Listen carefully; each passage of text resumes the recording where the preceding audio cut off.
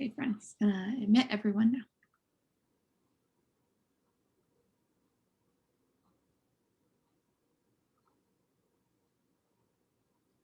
All right, hello everyone and welcome. My name is Maddie Hornsby. I'm the project manager for the Riot organization, and welcome to our Riot Lunch and Learn series, the place where we spotlight Riot sponsors. Today we have Mike Steele and Igor Ozeruga. Sorry, Igor, I definitely butchered your last name. With Tarolli Law talking about IP on a budget, low-cost options to protect your brand. Just a couple quick reminders before we get started. This event is being recorded and will be posted to the Riot's YouTube channel and uploaded to the meetup page where you registered for this event. If you have any questions throughout the presentation, please place them in the chat and Mike and Igor will answer those throughout the presentation as well. And please keep yourself muted throughout the event. Awesome. I'll throw it over to Mike and Igor now. Thank you guys for joining us. Okay, thank you, Maddie. Hello, everyone. Igor Ozeruga and I are here in Cleveland, Ohio, where this is one of the rare times where I think the weather is better in the northern part of the country than it is in the southern part. It's probably getting pretty hot this time of year. So, but we're here comfortable, and I hope everyone else is comfortable and staying safe, because today we're going to talk about your options for budgeting IP. Now, let me preface this as we talk through it. There are no cheap options for IP, but what there are, like anything, there are still ways that you can manage your budget, make smarter decisions about how to stretch your dollar the most with IP. And that's really what we're going to talk about today, especially for startup companies. You don't want to throw all your money at one patent, for instance, and then that patent, turns out to not cover your end product. And now you're out of money. So we have some different ways that you can do things that are a little bit more cost friendly, especially up front, and you can stretch amortize the cost of owning the IP over a longer period of time till hopefully you get funding from a VC or something of that manner. So I think Igor, you want to talk about the agenda today? Sure, thanks, Mike. So kind of briefly, we're going to a little bit go over introductions about us or our firm. Then we're going to tackle provisional patent applications, followed by trademarks, then design patents, and then we're going to talk a little bit about PCT applications. This is kind of one me and Mike were kind of on the fence of including or not including, but I thought it might be worthwhile to kind of mention what are the implications of a PCT application for example, like a startup. A little bit about our firm. So we represent clients kind of from Fortune 100 companies to the universities and startups.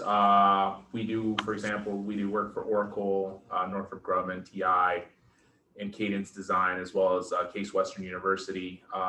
At the firm, we have about, I think, a little bit over 30 patent attorneys. The way we're kind of structured is each group or technical group, has a specific education experience, and if your inventions, let's say, is an electrical one, the electrical attorney would handle that technology, and he's comfortable with kind of that technical field and kind of presenting the application in good light in front of the patent office. A little bit about Mike Steele. He's been, I think, working over 15 years as a patent attorney. Oh, yeah, well, 16 years as a patent attorney and 17 as in the patent space. Yeah. So Mike's veteran seasoned, as we like to say. He practice primarily focuses on software and the electrical arts. He's a partner at the law firm here, and he started, I think, as a clerk at law during law school, and and is still currently here. And Igor has a similar background. We'll talk a little bit about his background in a couple of slides, but I'm going to kind of take it here and get started. So when you're looking at IP, when you have a limited budget, and who doesn't, right? One of the most important steps is trying to understand, what is your what is your invention? Because everyone thinks that their invention is going to revolutionize the space, and it very well might. We hope that it does, and we hope to help you with that. But what does that mean? And we say that because, you basically have different types of IP protection that really are better choices for different types of inventions. Number one, if you are upgrading an existing product, a provisional patent application is a great choice because you can prepare the provisional application, file it, try to sell your invention for a whole year. And provisional applications, you can even do them yourself if you have the time. They're difficult to write, but they're not impossible. And you have a year to file a non-provisional application. And that's a lot of what we're going to focus on today, is the type of invention that you're building on an existing product or line.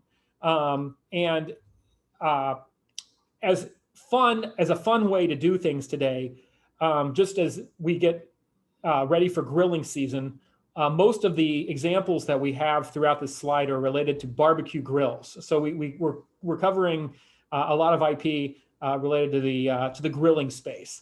And you can see in this case, there are examples of situations where you have an upgrade to an existing product, a new line of products, and as well as a brand new product.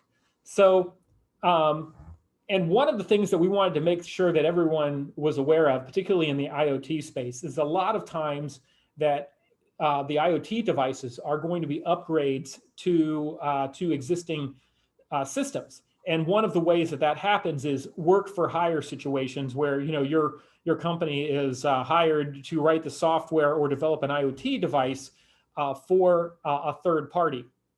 And what we have found, Igor and I both find this happening continuously, is that during those negotiations for the agreement of how that work's going to be done, is no one talks about the IP rights. And what ends up happening is you have company A hires company B being like a startup, and to make an IoT device that services some purpose for company A. But the real invention isn't knowing what needs to be done. The real invention is knowing how to make that happen. So a lot of times company B is the real inventors, and company A just hired it done, and company A then wants to patent that deal, but they didn't have the inventors, and they didn't have an IP agreement with company B requiring them to assign the work over. Or if one, so subsequently what happens is they'll ask them if they'll assign their IP rights. Sometimes they will, and sometimes they won't. But in either situation, that should have been something negotiated up front. And so anybody that's listening to this call today, that if you're in a work for hire space, if you take nothing away from this, except for this, is know upfront who owns the IP of the things that your company invents, and trying to understand what an inventor is. An inventor, just telling somebody an idea doesn't make you an inventor. And what makes you an inventor is, you hear that idea and the execution of that idea and developing a product that can implement it. So a lot of times your companies might be the real inventors. So make sure any of you on work for hire agreements negotiate the IP immediately, or you're leaving money on the table. So the first example that we want to give, because we're only going to do this, this is such a rare type of invention, is a complete line of new products. And if you have a complete line of new products, a revolutionary type of invention, you know that you need a large IP portfolio, because you're practically guaranteeing that somebody is going to want to copy your invention. And a great example of that is this Traeger pellet grill that was patented back in 1989. And the story as it goes is Joe Traeger had a gas grill that caught on fire during a 4th of July party, and he kicked it over and was so frustrated, he decided to make a grill that could use wood pellets. And the real cool part of this particular grill was that you can control, you have like a a device in the grill, an auger, that can pull the wood pellets at a particular rate. So you can easily create a wood fire that maintains a specific temperature, that's computer controlled. Now, this is a great invention, but as you can see in this slide here, today, practically everybody makes a pellet grill. Weber, Charbroil, Kamado Joe, they all have some version of it. And as a result, if Traeger hadn't had good IP protection, all of those companies would have just ripped them off, immediately. As it was, they had good IP protection, were able to build their brand. And by the time their patent expired, now they were fine with, with regular competition, because when I think of pellet grills, I always think of Traeger first. But most of the time, you're not going to have an invention like that. So let's go back to this previous slide. And, just real quick, if you don't have, a brand new direction, and which is, 1 in 1,000 type patents, you're most likely going to have either a upgrade to a product. That's probably going to be 90 some percent of the situation, or you're going to have like one new product and just basic patent coverage, one provisional application and then a non-provisional, maybe one continuation should do it. So trying to understand the scope of how much your products are going to change the industry is very, very important. So and going back to this slide before we go forward, just a little bit about Igor. He has a similar background as me, and he's been practicing patent law since he graduated in 2015, but he actually worked as a clerk for the whole time he was in law school for us. So since 2012, he's been with the Tarolli firm. Now, Igor is from the Ukraine, and I always tell people the thing to ask Igor about is candy. The candy in the Ukraine is so good that it's used as a political weapon.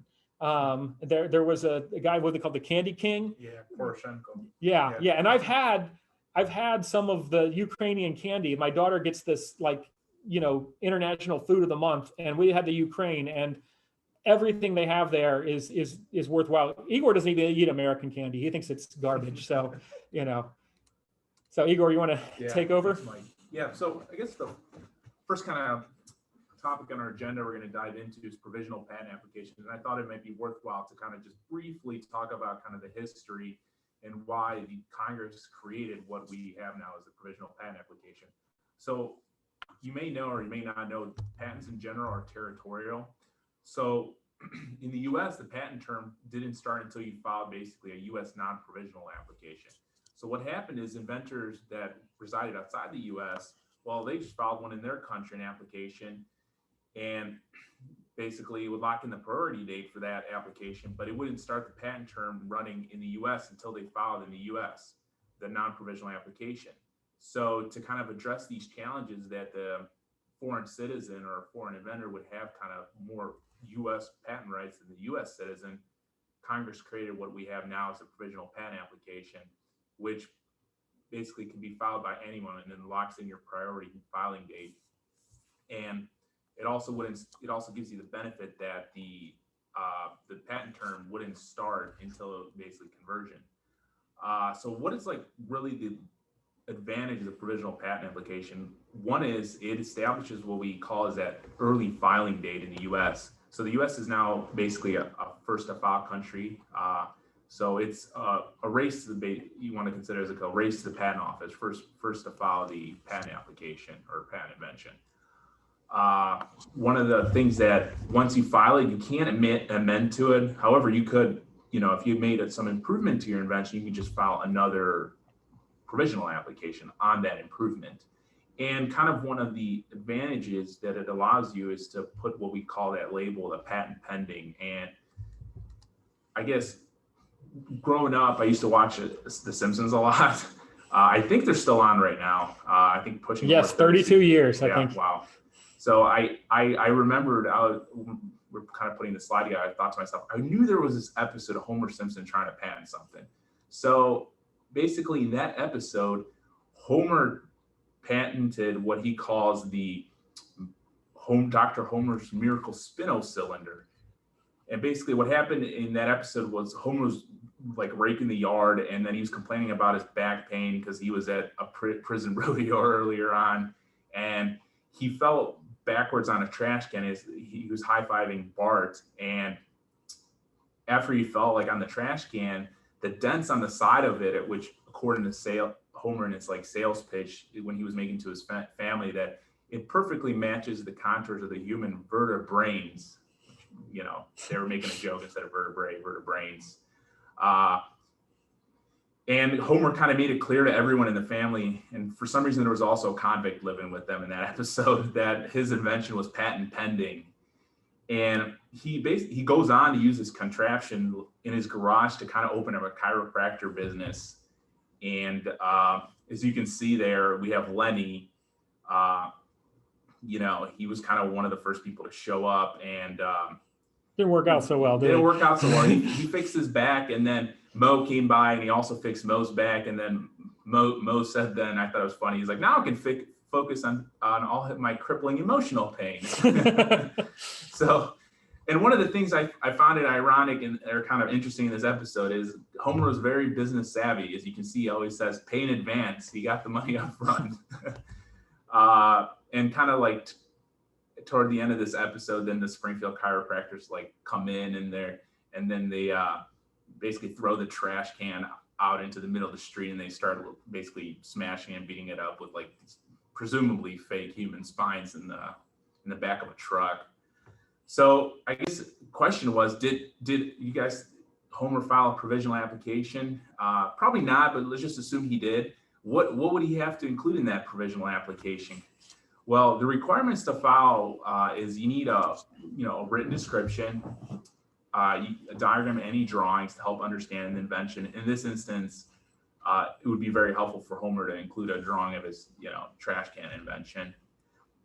And what is not required but is kind of beneficial to have is claims. So you can kind of the advantage of having claims in a provisional application, it kind of ties together any loose ends that you might have created, and kind of most importantly, you could include, it kind of creates a clear record of those claims with early filing priority date. So when you file a conversion, you can just kind of copy or make a little tweaks to the claims and file the non-provisional application on the conversion date. The next slide is kind of, we're going to dive into kind of maybe the little details of what we mean by written description. So you want to make sure that you describe your invention as specific as possible in the provisional stage. So what happens is we kind of see at times is people describe that the invention too broadly and kind of being wishy-washy with their wordage, and failure kind of to describe the invention, what you actually invented, with specificity, is you might not be able to claim priority date to that provisional application later down the line. And this could occur during, a litigation situation or actually during prosecution as well. So one of the options is you could file a cover sheet. However, like I was saying, that your invention is as good as you describe it. So you want to make sure you have enough, an attachment to the cover sheet that says, hey, this is my invention. This is how it's implemented. And if it's like a method invention, you want to kind of go through the, maybe include a flow diagram, just kind of showing the steps that a person or user would have to take to implement the method. Next slide here is, although not required, like I was saying, for a provisional, is kind of the drawings. So if you need the drawings to understand your invention, then you necessarily want to include it clearly. Like in the Homer situation example, he clearly needed the drawings to kind of illustrate what the actual invention would be, and obviously to supplement the description. The drawings have to follow the standard that's used by the patent office. If you're not sure, like, hey, does my invention need one or doesn't need one? Best rule of thumb is just always include it. And obviously a picture can tell 1,000 words. And here we have on the right, given the current situation in our state of the world, a face mask. Somebody actually did apply for a patent on a face mask and was granted one. And this slide what I kind of briefly mentioned, I kind of alluded to it, were kind of the advantages of filing a provisional patent application. Probably, I think the number one is this priority right. So basically what that means is if there is prior art, in other words, if there's some, publication by somebody or something disclosed from the date that, after you filed it, it cannot be used as prior art against you. Basically, the patent office, the examiner can't cite it as, barring you from, obtaining a patent on your technology. And another advantage is it buys you this, what we call this grace period, if you want to think of it that way. And it gives you this kind of like time frame to develop, conduct research, try to, field the industry to see, hey, is there actually a need for this product, or can I get another investor if I need to develop it more? And then a third advantage is that basically it doesn't allow anybody else to claim the invention idea. However, this really, focuses on the level of detail of the invention. If you don't describe it, specifically enough how you're implementing it, and somebody else files a provisional or non-provisional, and they describe that, you can't prevent them because you didn't provide the details of how actually you're implementing that invention. And another advantage is that it's relatively cheap compared to a non-provisional. There's no formal requirements. So for example, you don't need to get like a declaration, and the USPTO doesn't actually examine the provisional until we call, the 12-month date when you file the non-provisional and convert. So if you don't actually convert, if you determine, hey, there's not really a need for this product, or, I want to pivot it toward a different product, you can just not convert it, and it doesn't publish, and nobody actually knows about it, that you actually even filed one. Okay, so I'm going to get into some examples of, or excuse me, one example of a really good product that was a good candidate for a provisional application. But before I did, two things. The first thing is there are some excellent texts, in particular one called Patent Pending in 24 Hours, that you can contact us and we'll send you a link for a copy of that book. We recommend that one to understand the provisional patenting process, so you can understand more detail of what is needed. So there's that piece. And then the second thing is just give everyone a chance to catch up here. Maddie, do we have any questions so far? No questions in the chat right now, Mike, but okay. Everyone feel free to throw them in there if you have any questions. Okay, thank you, Maddie. So this next, the first case I want to show you of a provisional patent application is, I think, a really cool invention. It doesn't look like much, but it's a lot more than it appears. So anyone that owns a Kamado Joe, the new Big Joe 3, or just the regular Kamado Joe, has this thing called the slow roller. And I actually connected with the inventor of this thing on LinkedIn, and she was a student at Harvard and developed this with her team, Yinka Ogiagi. I talk about butchering a last name. I can't pronounce that, but she was kind enough to talk to me a little bit about her invention. And basically, their idea stemmed from the cooling towers. I think of the nuclear cooling towers, the hyperbolic cooling towers on power plants, in order to have a large temperature change from the top to the bottom of a smoker. So what is particularly cool about this invention is they actually developed it for Big Green Egg, and I can only presume that Big Green Egg didn't buy it. So Kamado Joe purchased this invention off of her team, and they developed it a little bit further. And you can see now, not only will they have a patent, this is just a patent application at the moment, but when they get a patent issued for this, not only are they providing a great product, this is a monetary difference in the two products, just what an upgrade can do. If you look at the Big Joe 2 versus the Big Joe 3, today you can buy the Big Joe 3 for, that looks like a typo, $2,500, and the Big Joe 2 is $1,900. So you have a $600 difference between just the two products. And by far, the biggest difference is just this inclusion of this slow roller.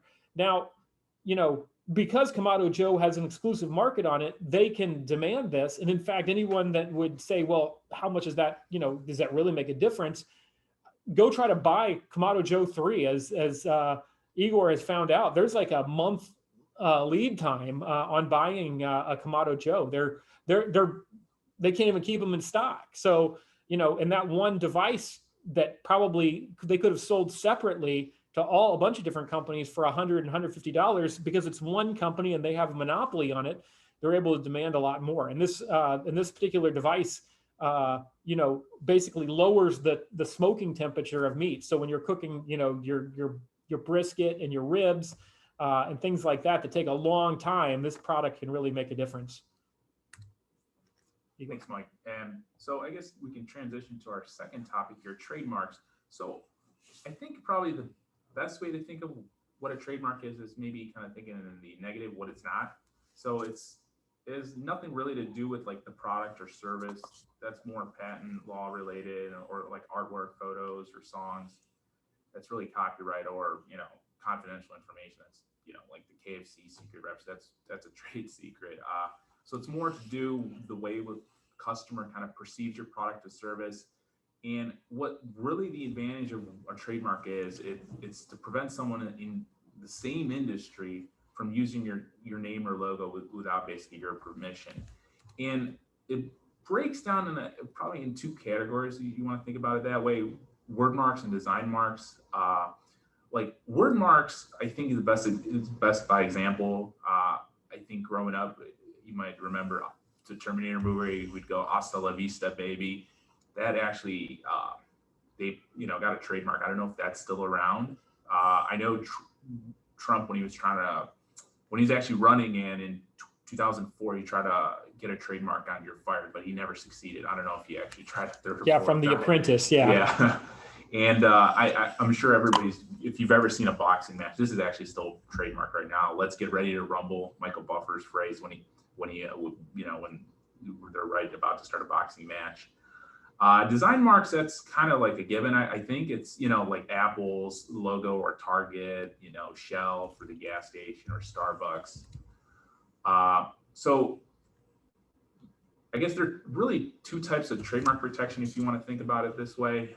There's kind of what we call that common law protection, and then there's the federal trademark protection, which we'll get into the next slide. So common law, you get it immediately, essentially, as soon as you start using your name or logo in commerce. So, you know, you make your first sale, you can prevent others in your area.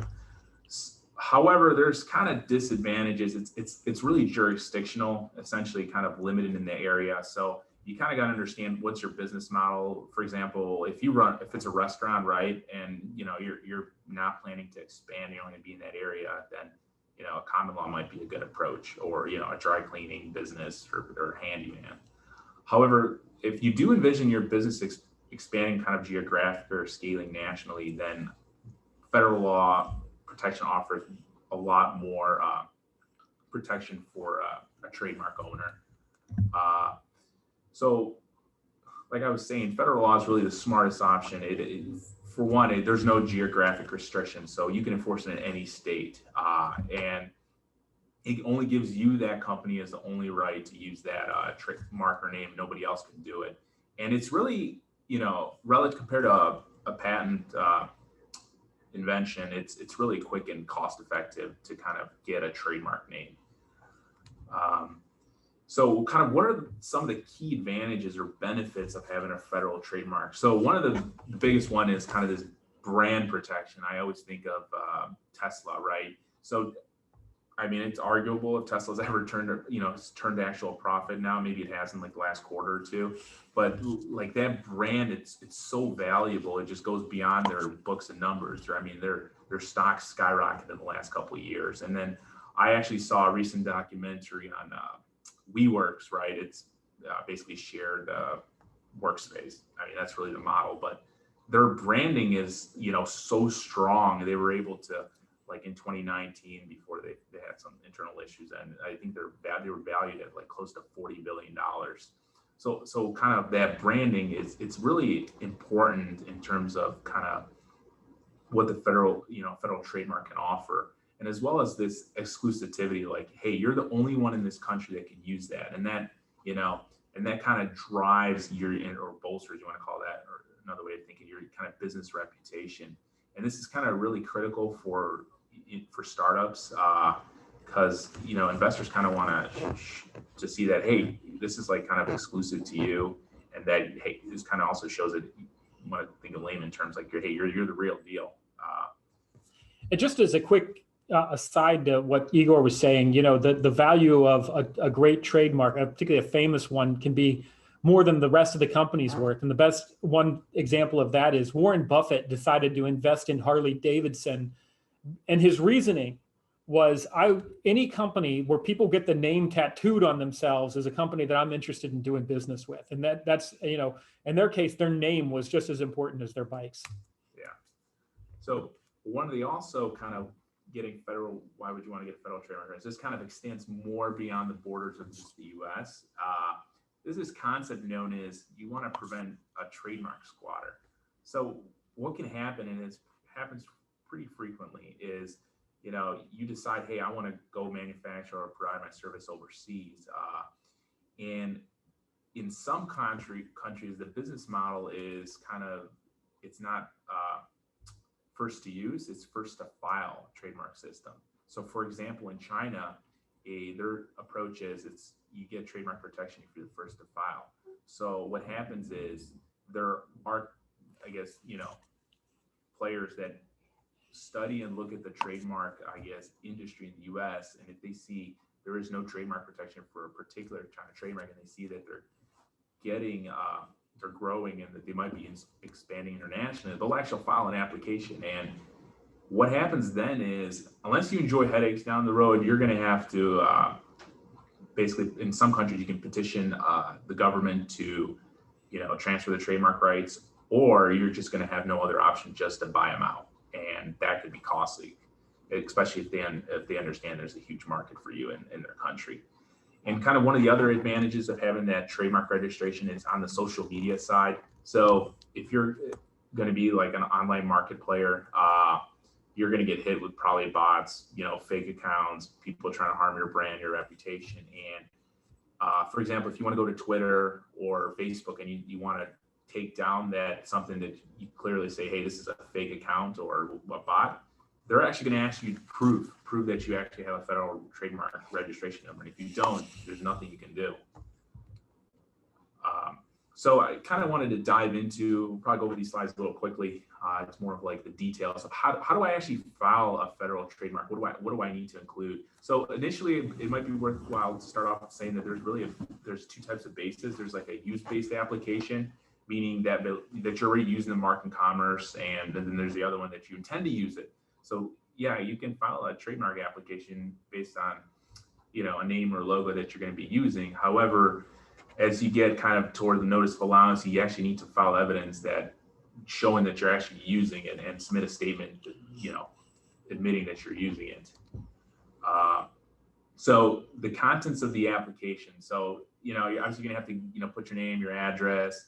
One of the things is you might have to provide a drawing of the mark if it's beyond just simply a word or a phrase, what they call a standard character mark. If it does have any kind of uniqueness to it, and like the particular color or font or style, then yeah, they're going to need a kind of a rendering of that mark. And and a really interesting example is like for a sound mark, yeah, you can get a trademark on a sound mark, but you got to also obviously submit the audio clip so they know what you're getting a trademark on. Getting to the other requirements is, for a mark description, you only need this if it's not a standard character mark. So you need to provide a little description if it's not just like a standard word or phrase, like hasta la vista baby, for example.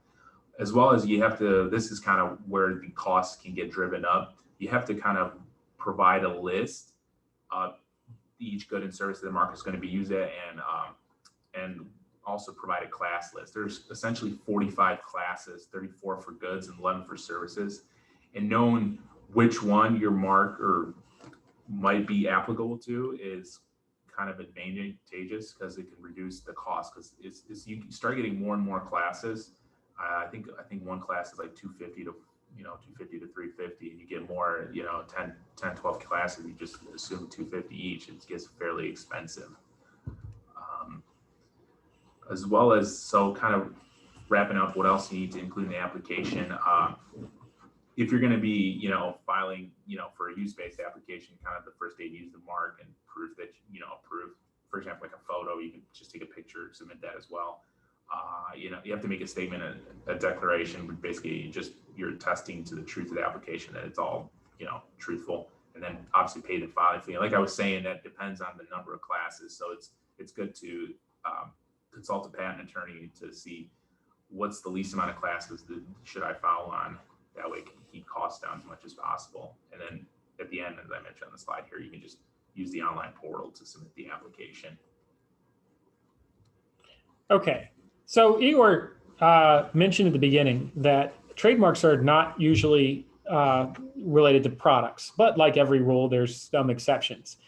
And one of the best exceptions is by the Weber grill.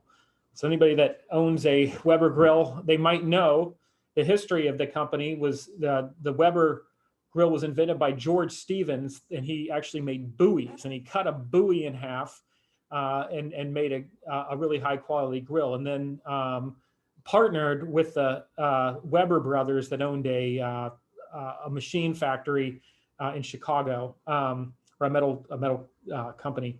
And that's how you have the Weber Stevens company, which is everyone just now calls Weber. But their logo is a famous trademark, and it looks very much like the two grills on the left and the one in the middle.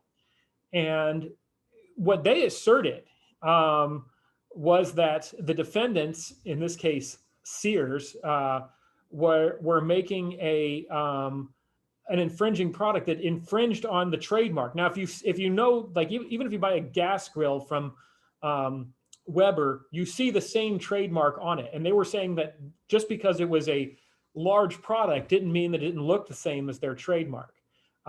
This was only possible because they had done so much work and built so much goodwill for their name that tripod and that kettle shape had a secondary meaning and had been associated with the high quality grills that Weber makes. And this is why the vast majority of the knockoff grills that you buy at discount stores are usually like a pillow, like shaped like a large pillow, and they're like a square and will have 4 legs because they're trying to make sure they're not confused with a Weber grill. Because as you can imagine, Weber makes a lot of money on this grill, and they're very much protecting of their product, of their intellectual property. Now, this is a type of situation where, again, this is the exception, not the rule, because most of you will never develop a product that you'll be able to assert a trademark case against a competing product. But if you get a famous trademark, and that product is so synonymous with your company, there are those those exceptions to the rules. And to add on to what Igor was saying, the difference between common law and federal registration is you have to remember common law existed, literally since the country was founded. And most of the laws that were developed at that time really hadn't contemplated our modern economy, when I don't know anybody that is making a high-tech product like that's not a restaurant or something like that that's intending to stay in one state anymore. So that's why it's much more important than it used to be to register all your trademarks, because practically all of you, I imagine, do work all throughout the country, or at least are intending to. And the regional protection that you get from an unregistered trademark just usually isn't sufficient for high-tech type inventions. Now we're going to change gears and talk a little bit about design patents. So when I first, was started, I guess, patent law in law school, I always found this kind of description of it. It's very verbiage, and it's a fancy phrase that says a design consists of the visual or mental characteristics embodied in or applied to an article of manufacture. That's what a design patent is. So the best way to put it is it's just something that can be reduced to a tangible item in a real world, and you have to make sure it's it's not just the artwork that you're trying to patent. It's that's more copyright law. It's instead the outer appearance of a functional application. So you cannot, so a design patent doesn't offer you protection, from a functional standpoint of view. It's only how it looks. So if there's any like underlying utility or anything, or, then you're going to have to file a utility application. So kind of comparing what the scope of the protection that a design patent application offers, I think it's kind of worthwhile to think about it in terms or a comparison relative to a utility application. So in general, utility application will provide you with broader protection than design patent, because design patent is kind of, you see what you get approach. So if I was saying functional aspects, you would pursue those in the utility application, which is another way of us saying like a provisional application or a non-provisional application. And then the utility application will have what is known as at the end a set of claims, where the design patent it's purely drawing, but we'll see later, because we'll get into the details of what a design patent application includes, that it's really only one claim, but that one claim just references the drawing. In terms of a prior art search, it's recommended to get one. However, the requirements, for novelty and non-obvious, it's the same thing as for a utility application. So you would still have to meet those requirements, and then any publication can be used. I think kind of what some confusion is that, it has to be a prior design patent. No, it's any publication. It doesn't have to be related to a design patent application. So what are the contents of a design patent application? It really kind of boils down to a few things. The first thing is the preamble. So that's the title, who the applicant is, and vendor information. So one of the things that you got to keep in mind is the title should be descriptive of the actual article, and you have to keep it essentially short and sweet, and not refer to and kind of a branding or marketing kind of approach, so you don't limit it. And you also need to identify any prior art references. And sometimes when you look at a design patent, you'll see like a list of maybe like 30 to 50 references. That just means that field is very narrow, and it's likely more difficult to get a design patent in that technology field. So what are the contents? You have to include a description of the figures, and it's really simple. It's not like a utility application. You have to kind of describe all the different ways that you can do this. It's really, you just describe the type of view, the property. Is it orthogonal view, or is it isometric view, an exploded view? And then you have to include a claim. So this is kind of like the simplest part of the whole application. Most applications, they say the exact same thing, and there's just a claim that says that the ornamental design for insert title of the invention as shown and described above. Like I was saying, you have to make sure that the title of the invention is not too limiting, because the title of the invention is essentially in the claim. So if you make it too limiting, your claim would be too limiting. So that's kind of the things you need to weigh when you are preparing a design application, or your attorney. So continuing with the contents of the design applications, like I was saying, the drawings. So you need to include at least one black, white, or photograph if that's required. So there's a requirement known as 35 USC 112. It basically says that you need to show each kind of view of the or appearance of the design claim. So one drawing is usually not going to be enough. You're going to need to include kind of multiple embodiments. And you're going to have to include what we know as an oath and declaration, which is just a formal matter, and then the payment of the fees. And I think it was worthwhile mentioning kind of this. It kind of blew up in the last, I would say, maybe 5 to 10 years as this graphical user interface, that the filing of design and patent application on the actual user interface. You have to make sure you actually provide the proper title, because if you don't, you might not qualify what is known as patent subject eligibility. So you have to make sure it says, or to some extent, similar wording, display screen or portion thereof with graphical user interface. It's actually a cheap alternative to a software patent. We work in the software electrical arts. We see a lot of software inventions that are a lot more difficult to get, because given the constant change in the patent eligibility requirements for software inventions in the patent field. And one of the most famous infringement cases I think everybody's heard of is that Apple versus Samsung. And what people don't know, that one of the actual design patents was asserted was on the lookout of those 16, I think it was color for icons on that black screen that Apple had a patent on that they were enforcing. And let's talk a little bit about the advantages. So I think the greatest advantages over a utility application is this, like the allowance rate is just much higher in it, and you can actually get a patent at I think it's, Mike, what would you say, how many months to get from filing for design? I'd say usually easily within a year. Yeah. I mean, but for a utility, 2.5, and it could even be longer, just depending on the argument and how busy they are. We just got a case allowed after 18 years. Igor and I did real recently. So yeah, and then so you can also put as well as that patent pending label, similar to kind of we mentioned on the provisional application. And one of the really kind of also big advantages is kind of prevent this wholesale copying. The standard is just substantially similar standard, which is really easy compared to a utility application. You just look at the products and see if they're similar substantially. And one of the kind of new approaches that's kind of occurred in the last, I would say, 15 years is this international design application. So it kind of allows you to file design patent applications in other countries that have kind of agreed to this PCT framework. It's so you basically have to file that design patent within 6 months of the filing date of when you file the design patent in your country. So this is kind of another way of getting international protection if it makes sense for your business to seek that. But one of the, I guess, disadvantages we'll talk about later relative to the PCT application for utility is that you have to pay the fees at the time of filing, so it can get fairly costly.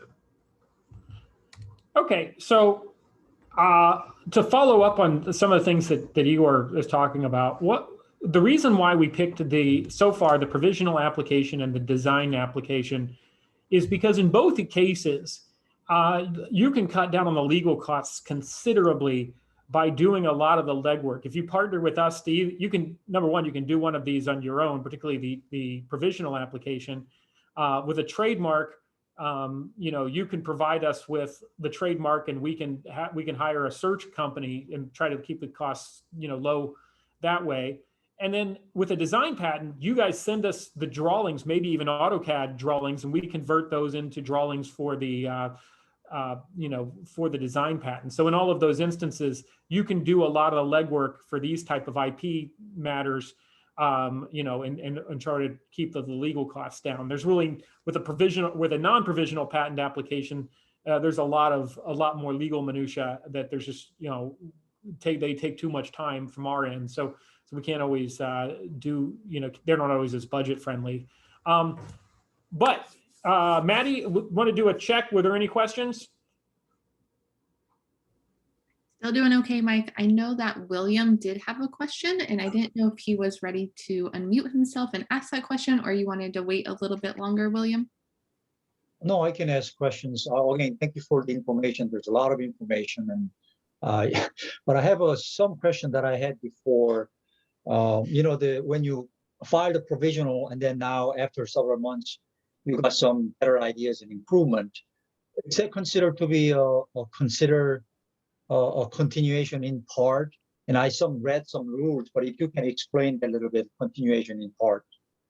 Okay, so and you know what, this question, I'll give you a short answer.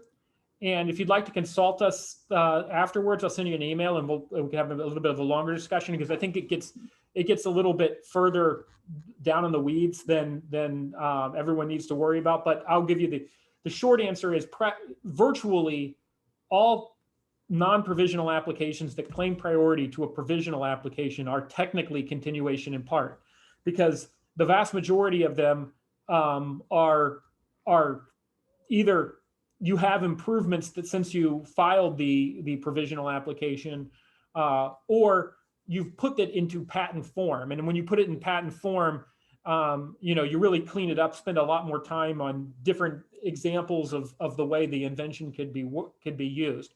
Now, the real crux of that is that technically, if somebody was to invent something intermediary between the time you filed the provisional application and when you filed the non-provisional application that claimed priority to the provisional application, they could technically use that against you for the new parts only, but you would have the prior date for the main part. So you'd be able to, probably still overcome those references.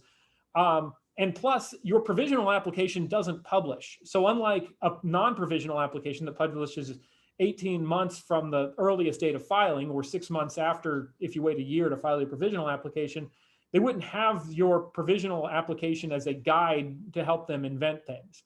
So yeah, so great. Yeah, I mean, that's great information. But I mean, one thing a little tricky, the reason I asked was, initial inventors, apply something, and then, additional guy get better ideas and improve it upon it. Do we include the additional guy who provide the additional information as an inventor? Now suddenly you have an inventorship has changed. Yes, and so yes, and in the case of the non-provisional application, you would have an inventorship change, and that's fine. I mean, like there's a few legal wrinkles that causes that. Again, that's a little bit further in the weeds, but like that has to do with if that new inventor was named on a paper that was published in the meantime and things like that can come up. But it's rarely a problem with the. Because like you said, when you give the presentation to the rest of the company, if it's a larger company, there might be some new ideas that can bolt onto that. So having a new inventorship is not uncommon.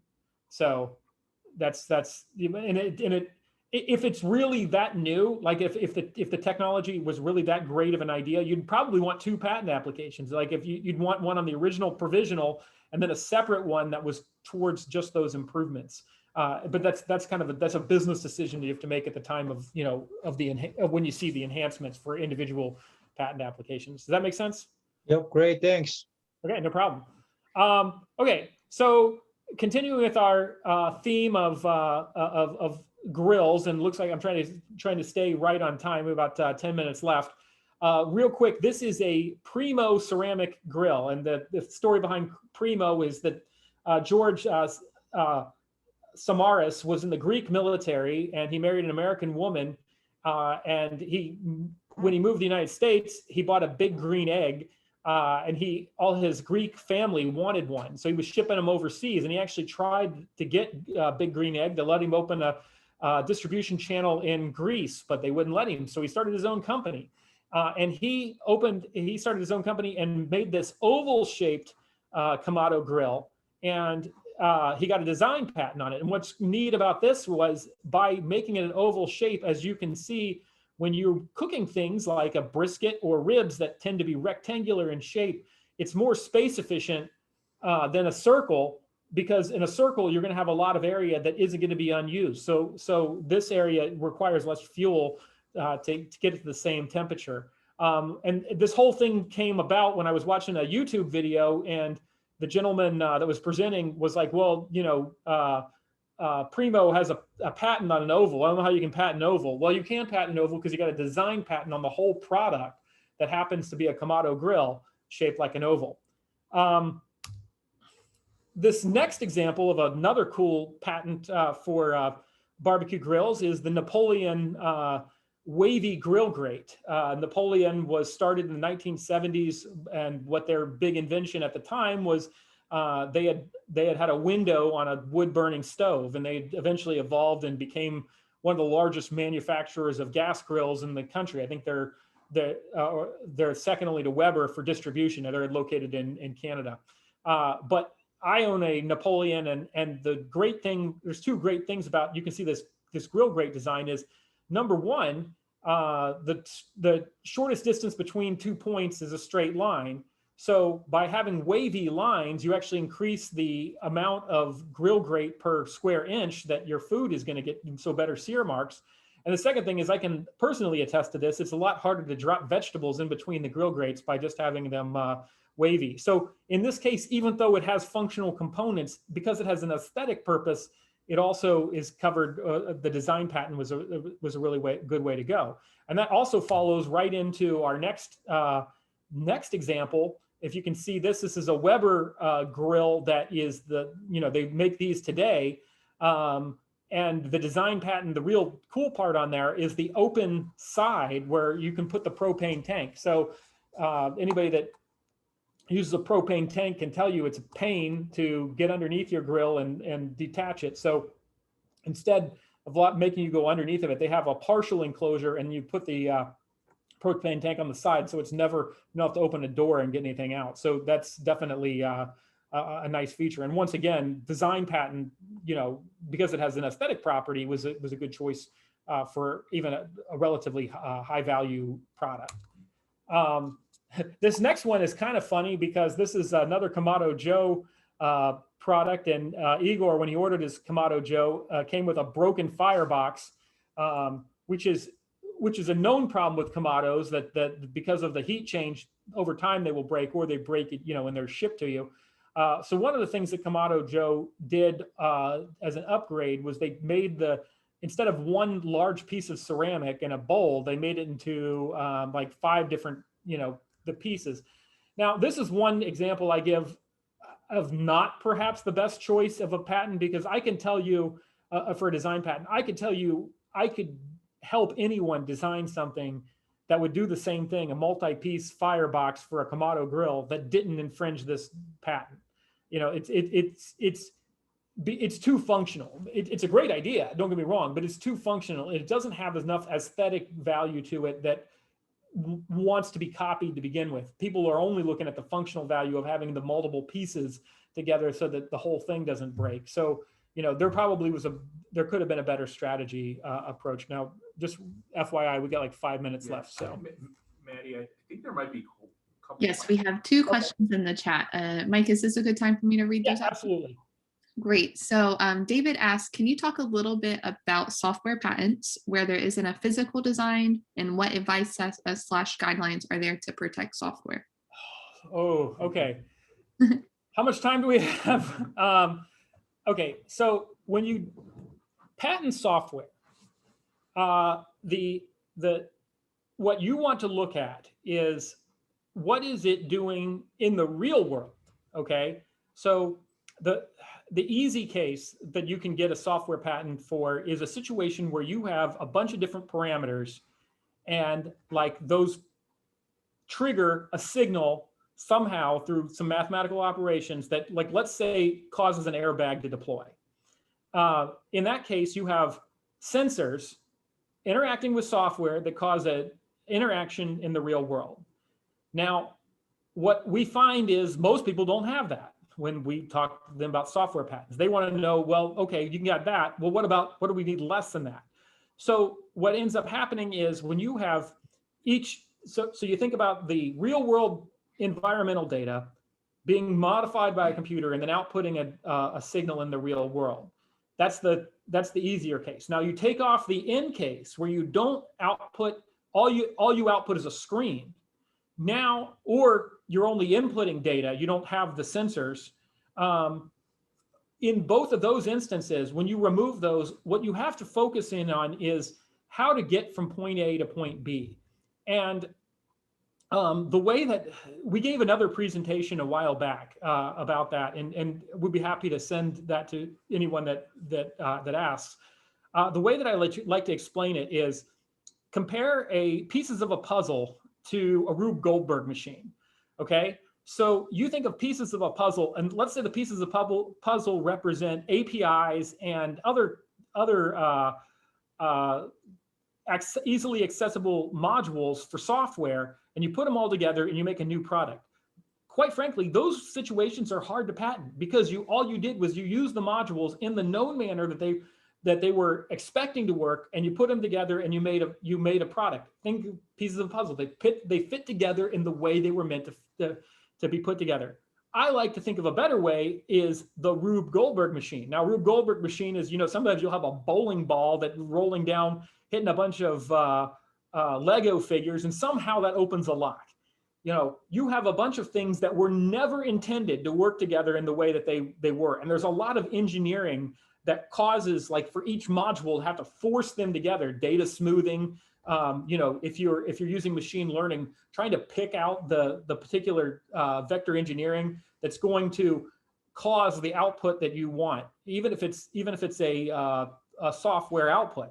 So you really have to go, you have to get a lot deeper into the weeds and show the details of, and this is vitally important, to show the technical innovation. And technology is you need to have some either rule of science or mathematics that's promoting what you're doing. What we see the challenge, and we don't like to take people's money for stuff that we don't think is patentable, is when all you're solving is a relationship problem between people that is solved by money. So it revolves. So in a situation where you're solving a business problem, most of the time, those type of software applications that just solve business problems of how you exchange money, whether it's, how you categorize that, those tend to not be patentable. They tend to be deemed as abstract ideas. So we try to say, what is the technical innovation that you've achieved here? Trying to reduce it down to a elevator pitch. What would be the minimum components that you would have had to develop in order to practice your invention? So I could go on for 3 hours about software patents. That's the best I can do in a couple of minutes. Was there any follow-up questions on that? Did I answer the question at least somewhat for the person? Well, you did have one follow-up question from Lori, and she wants to know, what are the advantages and disadvantages of a software provisional assuming patent versus a design patent for the same code base? Okay, well, so with a design patent, you're going to patent the interface. That's when it comes to software, that's about all you're going to be able. I mean, wouldn't you agree that that's the user interface? You can get a design patent kind of surrounding different interfaces of that same product, but that's really the only thing you can get with a design patent. Yeah. So the utility patent, this regular what most people call a software patent, it focuses on what the software does. The design patent focuses on what the interface looks like. The design patents are great for like web pages that have some sort of real cool looking arrangement of icons and things like that when it comes to software. But when it comes to actually when you want to think about, well, we have an infringer and they want to do the same thing, then you need a utility patent. But to be able to get that utility patent, you have to show that it's either a non-abstract idea, or you have to show, quote unquote, significantly more than the abstract idea. But it all comes down to the same rules. How do you get, when you have a problem that you're solving, what are the steps needed to get to solve the problem, and how are those steps technical in nature and not just a relationship that you could do with a pen and paper, exchanging money and that sort of thing? What type of engineering steps were necessary to get from point A to point B? Excellent. Thanks so much for going over all that, Mike. Would you like to share with the audience real quick of the best way to get in contact with you? Yes. My email address is msteele, M-S-T-E-E-L @tarolli.com, Tarolli. It's we'll send out an email to everyone that joined us, and you guys can follow up with any questions. I think we're about at time check here. We were going to cover the PCT application, but I'm glad that we got some probably more relevant questions about software patents anyway. But the one thing I would tell you off topic is that software patents, reason why they're not on the agenda today, they are not the budget-friendly things. They tend to be more of the premium product because they are difficult. Both in they require a lot of work from everyone. They require a lot of work from the patent attorneys. They require a lot of work from the inventors, and then even after you file them, you'll have to argue in front of the patent and trademark office. So they're not the ones that I consider to be budget-friendly comparatively to the other things that we've talked about today. Absolutely. Well, that's great advice, Mike. Thank you so much for your time. Okay. Well, we can take some extra questions at the end here. I know, like I said, I know we're at time. Is there anything else for anybody? But anybody else you can drop off if you'd like, if you gotta get going. Really appreciate the presentation today. I work for a software company, so trademarks and software patents are what I'm most interested in. And I think you've done a really great job of giving me an overview, and I appreciate your time today. Thank you very much. Oh, thank you, Lori. We'll follow up with you directly to make sure if you have any questions about any, particularly related to software, okay? Super. Thanks. Lori out. Okay, guys. Wonderful. I guess we'll go ahead and close things down. We would appreciate anybody that attended today if you could provide us some feedback. One of the things that, as you can tell, Igor and I are really big into trying to make things a little bit lighter when it comes to patent law. It can be a really dry subject, and trying to sit through an hour of hearing people talk about minutia of the legal world is very painful.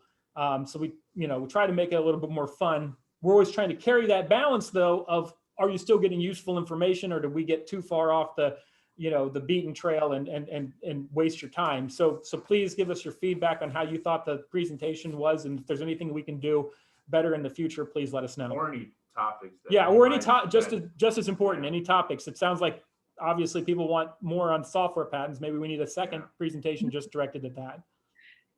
Sounds great, guys. Okay. I don't see any other questions in the chat. Thank you for providing your contact information to everyone, Mike and Igor. I hope you all have a great rest of your day. All right. Thank you. Thanks for putting this together, Maddie. Oh, my pleasure. I'll speak with you guys soon. All right. Take care.